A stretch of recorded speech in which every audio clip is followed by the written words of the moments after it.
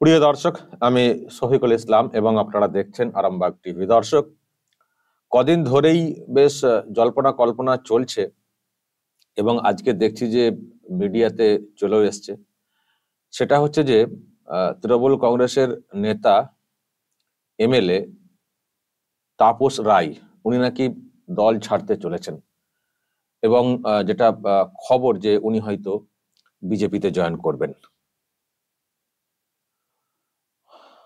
আমরাও অপেক্ষা করছিলাম যে দেখি কত দূর বিষয়টা এগোচ্ছে, কিন্তু আজকে দেখছি যে মিডিয়াতে চলে এসছে। তো আমিও সেই জন্য কথা বলতে এলাম। যদিও উনি কিন্তু এখনো নিজের থেকে কিছু বলছেন না, উনি ওনার অসন্তোষ প্রকাশ করছেন দলের প্রতি। কারণ দল নাকি ওই উত্তর কলকাতা লোকসভা কেন্দ্রে সুদীপ বন্দ্যোপাধ্যায়কে টিকিট দিতে পারে। তো সেই জন্য ক্ষোভ প্রকাশ করেছেন এবং বলেছেন যে আমি প্রচারে থাকবো না, সুদীপ বন্দ্যোপাধ্যায়কে ফের টিকিট দিলে আমি প্রচারে থাকবো না, এরকম নাকি বলেছেন।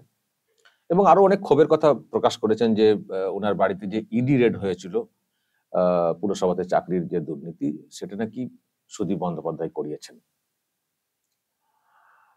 এইসব বলা হয়েছে।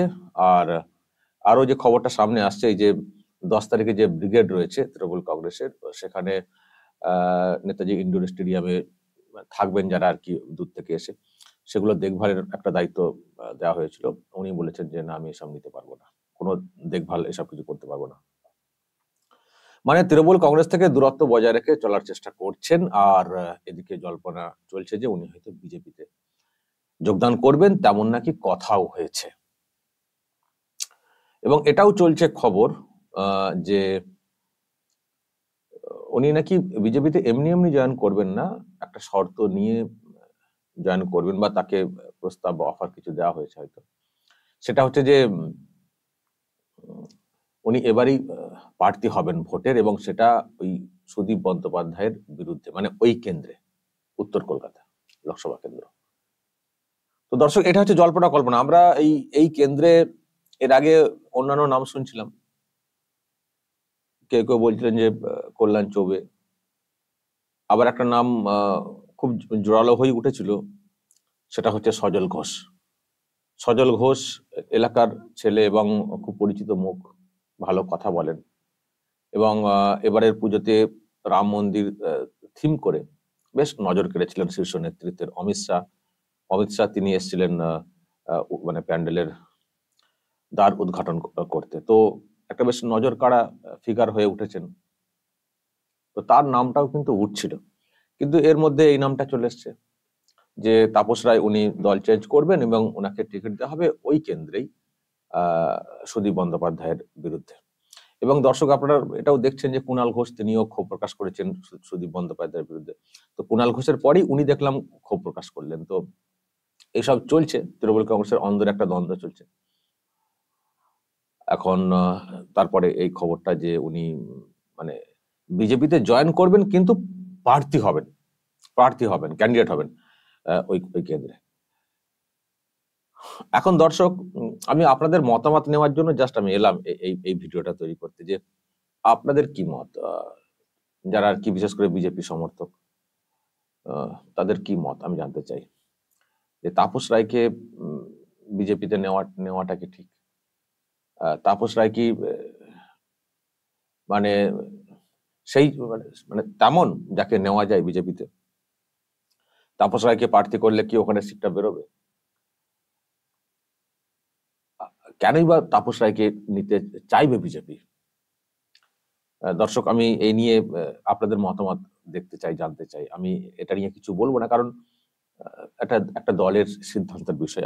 আমি আগেই বলেছি, দল যোগদান করাই দুটো কারণে। একটা হচ্ছে যে নিজের দলকে শক্তিশালী করা, আর একটা হচ্ছে যে অপর দলকে, মানে বিরোধী দলকে, তাদের বিরুদ্ধে যে দল থাকে তাকে দুর্বল করা। তো তাপস রায়কে নিলে কি হবে? তাপস রায়কে নিলে কি বিজেপি শক্তিশালী হবে, নাকি তাপস রায়কে নিলে এই রাজ্যের যে শাসক রয়েছে তৃণমূল কংগ্রেস, তারা অনেক দুর্বল হবে? সেটা আবার পক্ষান্তরে বিজেপির লাভ। কি কারণে তাপস রায়কে নেওয়া যেতে পারে, যদি নেওয়া হয় আর কি, দল যদি নেয়, তো তাতে কি সুবিধা হবে?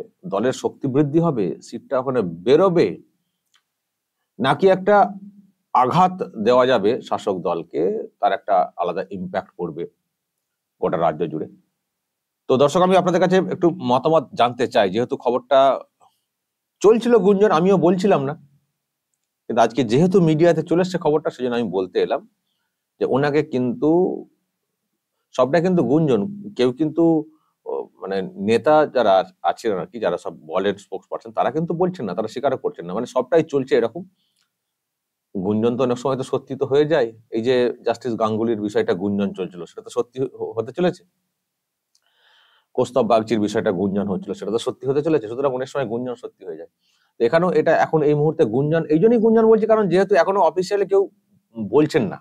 না তাপস রায় বলছেন যে আমি বিজেপি জয়েন করবো, না বিজেপির তরফ থেকে বলা হচ্ছে যে হ্যাঁ তাপস রায়কে নেওয়া হচ্ছে। না তাপস রায় বলছেন যে আমি সুদীপ বন্দ্যোপাধ্যায়ের বিরুদ্ধে লড়বো, না বিজেপি বলছে যে হ্যাঁ তাপস রায়কে ওখানে সুদীপ বন্দ্যোপাধ্যায়ের বিরুদ্ধে লড়াবো। তো সেই জন্য গুঞ্জন, কিন্তু অনেক সময় গুঞ্জন সত্যি হয়ে যায়। পলিটিক্স হচ্ছে সম্ভাবনার একটা বলা হয় এটাকে, শিল্প। তো এখন এইসব চলছে, কিন্তু আপনাদের মতামতটা আমি জাস্ট জানতে চাই আর কি এটার মাধ্যমে। লাভ ক্ষতির যে বিষয়টা, আপনাদের মতামত দেখুন, আপনাদের মতামত হয়তো যারা নেতৃত্ব স্থানীয় আছেন তারা পড়বেন, দেখবেন, কিন্তু নেতৃত্ব যারা দিচ্ছেন তারা তাদের মতো করে সিদ্ধান্ত নেবেন, কিন্তু মত তো প্রকাশ করা তো যেতেই পারে। তো সেই জন্যই দর্শক আপনাদের সামনে আনলাম, এই হচ্ছে গুঞ্জন। এবার আপনারা কি বলছেন, লাভ ক্ষতির বিষয়টা কি? যদি এইসব নিয়ে আপনাদের কিছু বলার থাকে অবশ্যই বলবেন, কমেন্ট বক্সে নজর রাখবেন। আরামবাগ।